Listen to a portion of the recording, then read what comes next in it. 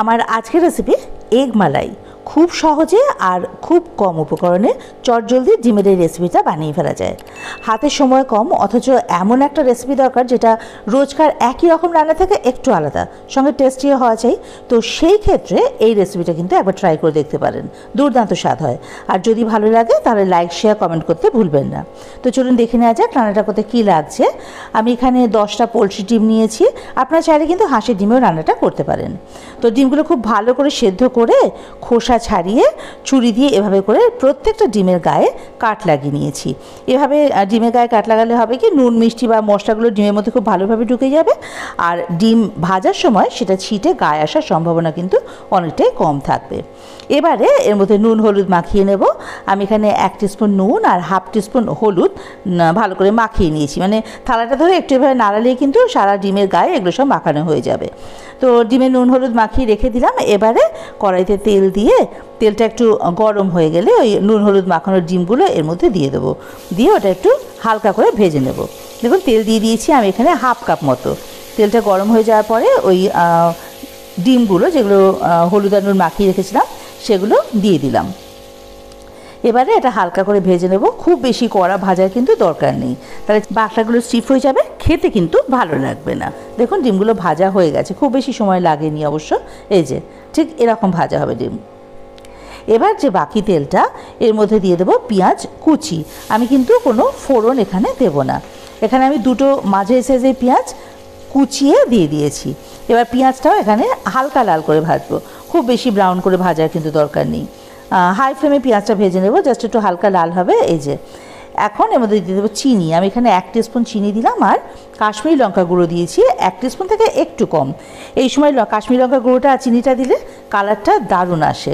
চিনি এই সময় দেওয়ার জন্য কিন্তু মিষ্টি সেরকম একটা হবে না, কিন্তু কালারটা আসতে সাহায্য করবে, খুব সুন্দর রং আসে এতে।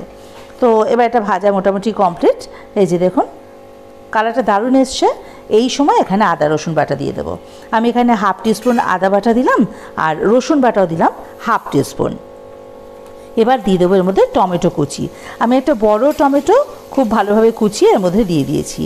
এবারে ফ্লেমটাকে মিডিয়ামে করে এগুলো খুব ভালোভাবে কষিয়ে নিতে হবে, যাতে আদা রসুন টমেটো এগুলো কাঁচা গন্ধটা চলে যায় আর টমেটোটা নরম হয়ে যায়।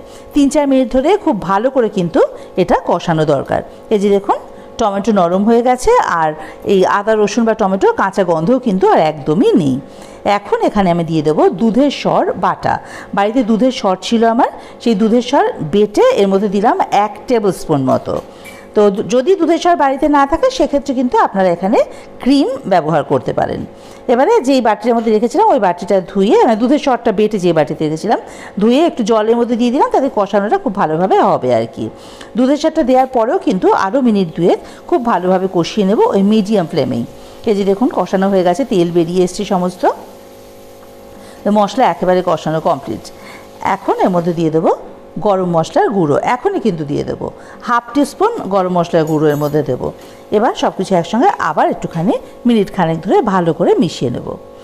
এবারে গ্রেভির জন্য এখানে দিয়ে দেবো আমি দুধটা কিন্তু ফুটান্ত দুধ দিয়েছি, মানে পাশে আমি দুধটা গরম করে নিয়েছি আগে। যদি এরকম রান্না চলাকালীন দুধটা ফুটিয়ে যদি রান্নার মধ্যে ঢালা হয় তাহলে রান্নাটা তো গরম থাকে, সেখানে ফুটান্ত দুধ দিলে দুধ কেটে যাওয়ার সম্ভাবনা একেবারেই থাকে না। তো এবারে এটা তো ফুটে এসছে, কারণ ফুটান্ত দুধই দিয়েছি। এবারে এর মধ্যে ভেজে রাখা ডিমগুলো দিয়ে দেবো। সব কিছু ভালো করে একসঙ্গে একটু মিশিয়ে নেব। ফ্লেমটা এখন হাইতেই থাকবে। গ্রেভির জন্য দিয়ে দেবো পরিমাণ মতো নুন। আমি এখানে আরও হাফ টিস্পুন মতো নুন দিয়েছি। এটা কিন্তু আপনারা আপনাদের স্বাদ অনুযায়ী দেবেন। আর মিষ্টি এখানে আমি আর দেবো না, হলুদও দেবো না। মিষ্টি যদি আপনারা খেতে চান সেক্ষেত্রে কিন্তু অ্যাড করতে পারেন। তো এবারে এর মধ্যে দিয়ে দেবো কাঁচা লঙ্কা। আমি ওই 3টে কাঁচা লঙ্কা চিড়ে দিয়েছি ফ্লেভারের জন্য, আর অল্প একটু ধনেপাতা কুচি।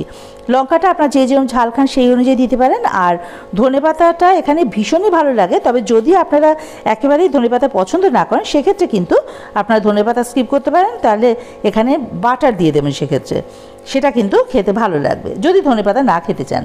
তবে এই রান্নাটায় ধনেপাতাটা খুব ভালো যায়। ব্যাস রান্না কমপ্লিট। ফ্লেম অফ করে 2 মিনিটের জন্য স্ট্যান্ডিং টাইম। মিনিট 2 পরে ঢাকাটা খুলে দিলাম। দেখুন রেডি আমাদের এগ মালাই। এরকম দেখতে হবে, দেখতে একদম রেস্টুরেন্ট স্টাইল হয়, তাই না? খেতেও কিন্তু তাই, খেতে দারুণ লাগে, ভীষণই ভালো লাগে। তো এবার একটা সার্ভিং প্লেটে নামিয়ে নেওয়া পালা।